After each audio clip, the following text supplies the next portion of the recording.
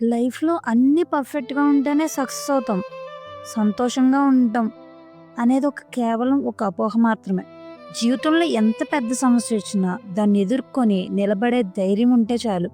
మనకు కావాల్సిన సంతోషం మనల్ని వెతుక్కుంటూ వస్తుంది. అందుకు నిదర్శనం ఈ ధైర్యవంతురాలనే అమ్మాయి లలిత భన్సీ కథ.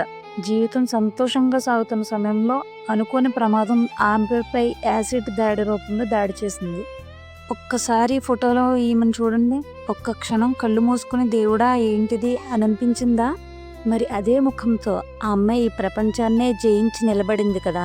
ఇలాంటి ఇన్స్పిరేషన్ స్టోరీస్ వల్ల మన లైఫ్‌లో మనం కూడా ఏదైనా ఒక సక్సెస్‌ని సాధించాలనుకుంటే తప్పకుండా ఆగిపోకుండా ముందుకెళ్తామనే విశ్వాసంతోటి నేను ఈ వీడియో మనందరికీ యూజ్ అవుతుందని చేస్తున్నాను.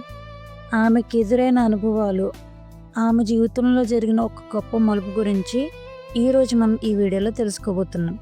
ఇంకెందుకు ఆలస్యం, వీడియోలోకి వెళ్ళిపోదాం. లలిత జీవితం సాఫీగా సాగుతున్న సమయంలో ఆమెకి ఎంగేజ్మెంట్ కూడా జరిగింది. ఇంకొద్ది రోజుల్లో పెళ్లి అనగా ఆమెపై యాసిడ్ దాడి జరిగింది. అది కూడా తన కజిన్ చేశాడు. ఈ అనుకోని గొడవల్లో ఆమెకు ఈ యాసిడ్ దాడి వల్ల ఆ ఎంగేజ్మెంట్, ఆ మ్యారేజ్ ఆగిపోయింది. లలిత ముఖం మారిపోవడం చూసి సమాజం ఆమెను దూరంగా ఉంచింది. తన బాధ కంటే కూడా తల్లిదండ్రులు పడుతున్న బాధను, కన్నీళ్లను చూడలేకపోయింది లలిత. అందుకే ధైర్యం చేసి ఆ బాధ నుంచి బయటపడాలని నిర్ణయించుకుంది. లలిత ఒక గ్రేట్ డెసిషన్ తీసుకుంది. ఇంట్లో కూర్చుని బాధపడటం కంటే తనలాంటి వాళ్లకు సపోర్ట్ చేసేందుకు ఎన్‌జీఓలో జాయిన్ అయింది. తన ట్రీట్మెంట్ కోసం ముంబై వచ్చింది.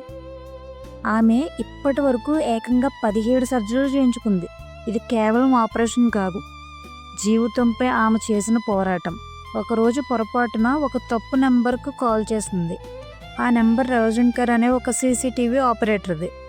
15 రోజుల తర్వాత రవి ఆ నెంబర్కు తిరిగి కాల్ చేశాడు. అలా మొదలైంది వారి మధురమైన ప్రయాణం. లలిత మాట తీరు, ఆమె స్వరం రవికి బాగా నచ్చింది. వాళ్ళ సంభాషణలు ప్రేమగా మారాయి. రవి కేవలం మాటలు విని ఆమె మనసును చూసి ప్రేమగా పడ్డాడు.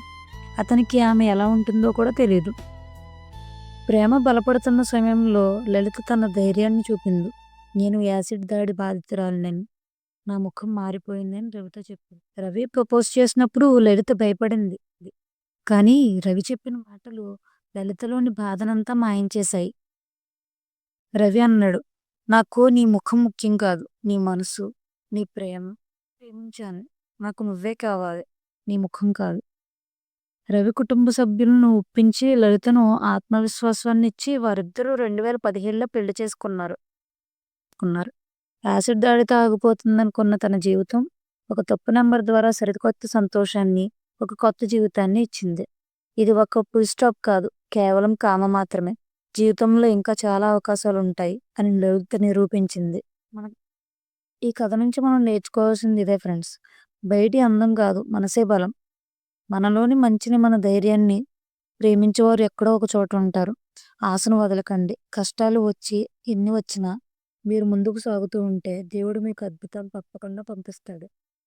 ఈ రియల్ స్టోరీ మీకు నచ్చి మీకు కనెక్ట్ అయితే ఖచ్చితంగా ఛానల్ని సబ్స్క్రైబ్ చేయండి. ఇలాంటి మంచి మంచి వీడియోస్ మీ ముందుకు తీసుకొచ్చి మీలో, నాలో చైతన్యవంతం ఇంకా పెరగాలని కోరుకుంటాను. మీరు లలితలాగే ధైర్యంగా ఉండండి. మీ లైఫ్లో మీకు ఇన్స్పిరేషన్ ఇచ్చిన వ్యక్తి ఎవరో కింద కమెంట్లో కమెంట్ చేయండి.